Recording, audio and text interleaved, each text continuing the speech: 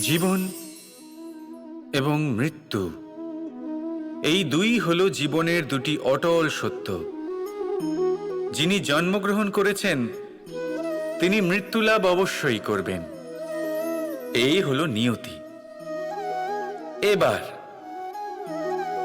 একটা কথা বলি, মৃত্যুলাভ সবাই করেন, কিন্তু জীবন বাঁচতে সবাই জানেন না।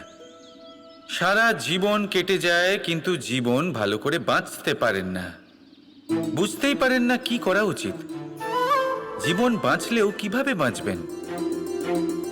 যদি বাঁচেন তাহলে বাঁচুন সেই প্রদীপের মতো, যে নিজের শিখা দিয়ে অসংখ্য প্রদীপকে জ্বালিয়ে তুলতে পারে, যে নিভে যাবার আগেও অন্ধকারের সাথে লড়তে থাকে।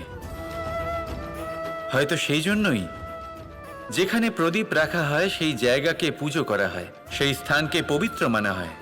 একটা কথা ঠিক, মৃত্যু সবার হবে, সে আমি হই, সে আপনি হন বা অন্য কেউ হোক। একদিন এই সংসার থেকে চলে যেতেই হবে। কিন্তু আপনি এই জীবনে কি করেছেন সেটাই হলো গুরুত্বপূর্ণ। আর যিনি জীবন বাঁচতে শিখেছেন তিনি মৃত্যুর পরেও জীবিত থাকেন, তিনি অমর হয়ে যান। আপনিও এটাই করুন আর আমার সাথে ভালোবেসে বলুন, রাধা রাধা। কথায় আছে, মানুষের উচিত দৃঢ়তার সাথে পদক্ষেপ নেওয়া। যেখানে পা ফেলবেন সেই মতোই পথ নির্বাচন হবে, সেই মতোই লক্ষ্য নির্ধারিত হবে। কিন্তু শুধুই কি পদক্ষেপের দিকে নজর রাখা যথেষ্ট?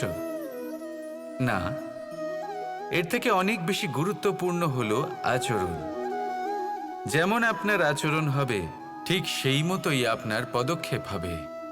যদি আপনার আচরণ সঠিক হয়, শ্রেষ্ঠ হয়, তাহলে দেখবেন আপনি পর্বতের শিখরেও পৌঁছে যেতে পারবেন।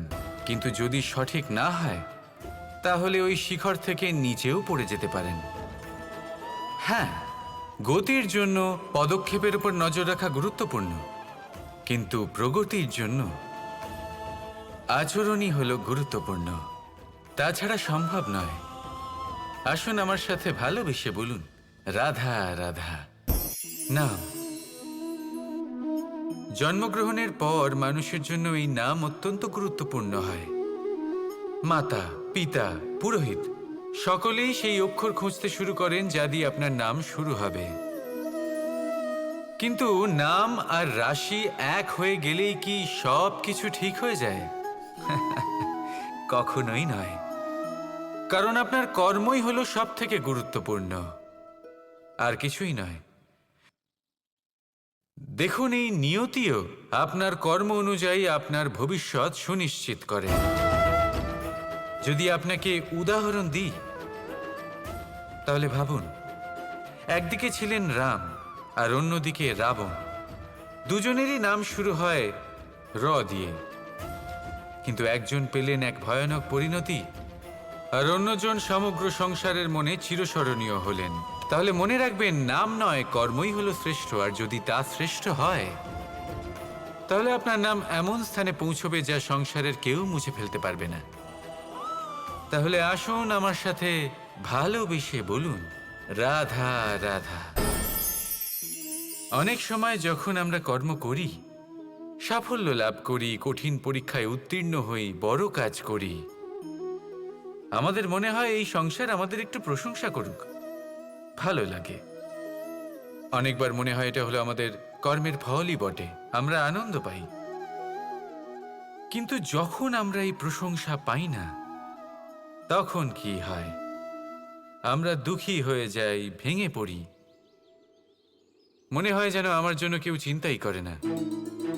এমন মনে হয় যেন আমাদের আনন্দে অন্য কেউ আনন্দই পায় না। অনেক রকম ভাবনা আসে। কিন্তু আমি আপনাকে একটা প্রশ্ন করতে চাই, আপনি যে কাজই করেন না কেন, যে কর্মই করেন না কেন, তা কি শুধুমাত্র প্রশংসার জন্য করেন? যদি এরকম হয়ে থাকে, তাহলে সেই ভাবনা এক্ষুনি ত্যাগ করুন। কারণ এই প্রকৃতি আমাদের অন্য শিক্ষা দেয়।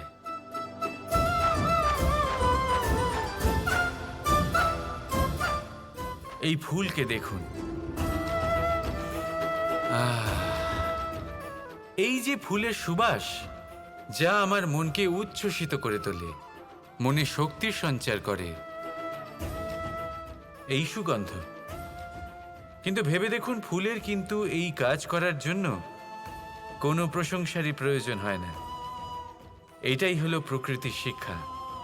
যিনি সৎ হন, সৎকর্ম করেন, তার কোনো প্রশংসার প্রয়োজন হয় না, কারণ ওনার কর্মই হলো ওনার সুবাস। মনে রাখবেন, আতর নকল ফুলে দেওয়া হয়, প্রকৃত ফুলের তার কোনো প্রয়োজন হয় না। সেইভাবেই আপনিও কর্ম করতে থাকুন শুভ চিন্তা নিয়ে। এই মনকে সব সময় শান্ত রাখুন, স্বচ্ছ রাখুন। যদি এরকম করেন তাহলে আপনার কর্ম এমন সুবাস ছড়াবে যে আপনার জীবনে শুধু এবং শুধুমাত্র আনন্দই থাকবে। তাহলে এই আনন্দ সহকারে বলুন, রাধা রাধা।